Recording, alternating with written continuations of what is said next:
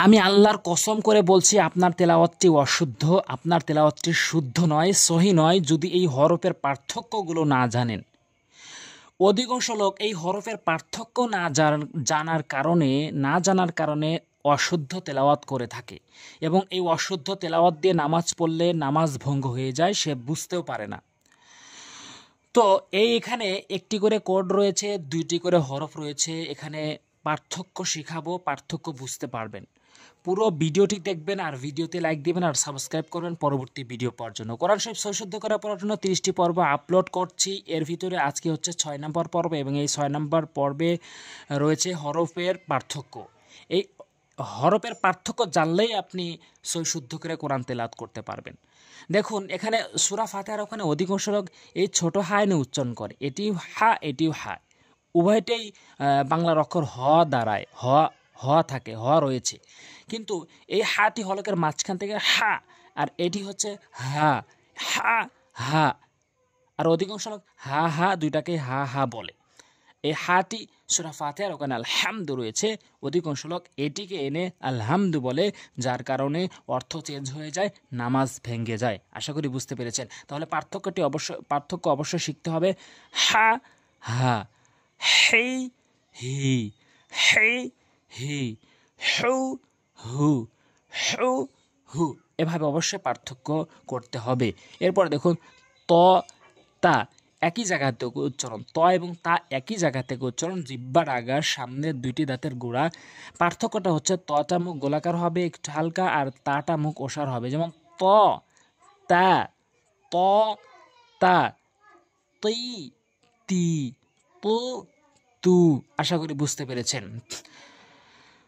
এরপরে জ, অধিকাংশ লোক এটাকে জ যা, জ যা বলে, জ এবং যা বলে থাকে, উভয়টি ভুল উচ্চারণ। উভয়টি হচ্ছে জিহ্বার আগার সামনে দুটি দাঁতের আগার সঙ্গে রা, রটা মুখ গোলাকার হবে, রাটা মুখ ওসার হবে, রা, রি রি, রি রি, রু রু, রু মুখটা একটু গোলাকার হবে আর হালকা একটু মুখ ওসার হবে, রু রু রু। এরপর হচ্ছে স সা, উভয়টি একই জায়গা থেকে উচ্চারণ, জিহ্বার আগা উপরে নিচে দুই দাঁতের আগার সঙ্গে, কিন্তু পার্থক্যটা হচ্ছে সটি মুখ গোলাকার হবে, সিনটি মুখ ওসার হবে। স সা, স সা, সি সি, সু সু। আশা করি পার্থক্যগুলো বুঝতে পেরেছেন। এরপরে মারাত্মক লেভেলের ভুল করে, যেমন সূরা ফালাক ও সূরা নাস ও সূরা ইখলাসের ওখানে কুল আউযু বলে, যার ভুল অর্থ দাঁড়ায় হে রাসূল আপনি খান নাউজুবিল্লাহ, এটি বলা যাবে না। এর সঠিক অর্থ দাঁড়াবে যদি এই কফটি উচ্চারণ করেন। অধিকাংশ লোক এই কাফ উচ্চারণ করে থাকে ওখানে। কফটি জিহ্বার মাঝখান উপরে তালুর সঙ্গে, কফ উল, কফ উল, আর কাফটি হচ্ছে কাফ কাফ। এই কাফটি কখনোই কুল বলবেন না, এই কাফটি এনে উচ্চারণ করা যাবে না, কফটি এনে উচ্চারণ করতে হবে। এরপরে কফজের ই, কাফজের কি, ই কি, ই কি, এখানে উ কু, উ কু। আশা করি বুঝতে পেরেছেন। ব র, ব র, ব র। আশা করি বুঝতে পেরেছেন উচ্চারণ শুনেই। দি রি, দুই দজের দুই আর হচ্ছে রি, দজের রি, দত পেশ দু আর র পেশ রু, দু রু। এরপর মারাত্মক লেভেলের ভুল করে, অধিকাংশ সিনকেও সা বলে, সাকেও সা বলে। এখানে সিন জবর সা শক্ত করে জিহ্বার আগা উভয় দাঁতের উপরে নিচে উভয় দাঁতের আপনার জিহ্বার আগা উপরে নিচে দুই দাঁতের আপনার আগা লাগাতে হবে। জিহ্বার আগাটি নিয়ে উপরে নিচে দুই দাঁতের আগাতে যখন লাগাবেন তখন সিন সা হবে, আর সা জিহ্বার আগার সামনে দুটি দাঁতের আগাতে লাগাবেন সা নর্মালি। তাহলে এটাকেও সা বলতে পারবেন না, এটা হচ্ছে সা, এটি হচ্ছে সা, সা সা, সা সা। আশা করি পার্থক্য বুঝতে পেরেছেন। এরপরে সি, সি সি, এটি হালকা করে জিহ্বার আগা দাঁতের আগার সঙ্গে, সি সি সি, সু সু। এরপর মারাত্মক লেভেলের ভুল করে, এটিকেও যা বলে, এটাকেও যা বলে।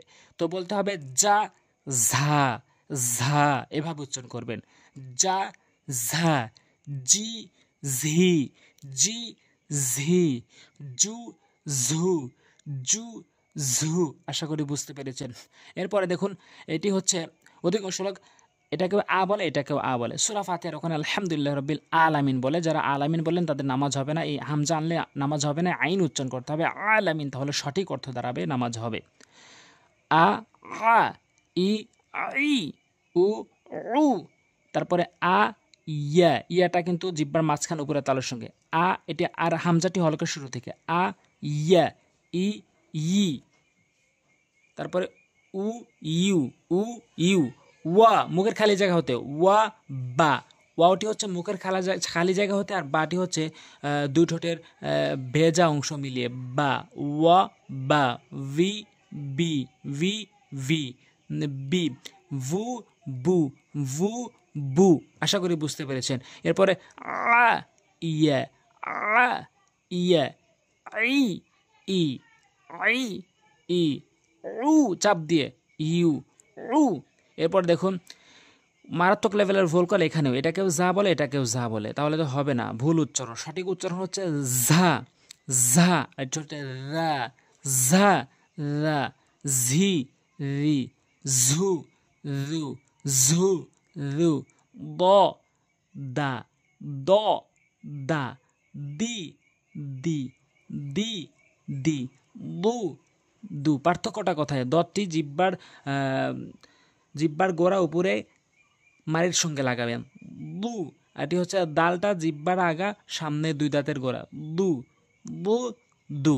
এভাবে যদি আপনি উচ্চারণ করেন তাহলে আপনার তেলাওয়াতটি শুদ্ধ হবে, অন্যথায় অশুদ্ধ তেলাওয়াত হবে, আর সেই তেলাওয়াতে নামাজ পড়লে নামাজ ভঙ্গ হয়ে যাবে। আজ এ পর্যন্ত। পরবর্তী ভিডিও পাওয়ার জন্য অবশ্যই সাবস্ক্রাইব করে রাখবেন। আসসালামু আলাইকুম ওয়া রাহমাতুল্লাহ।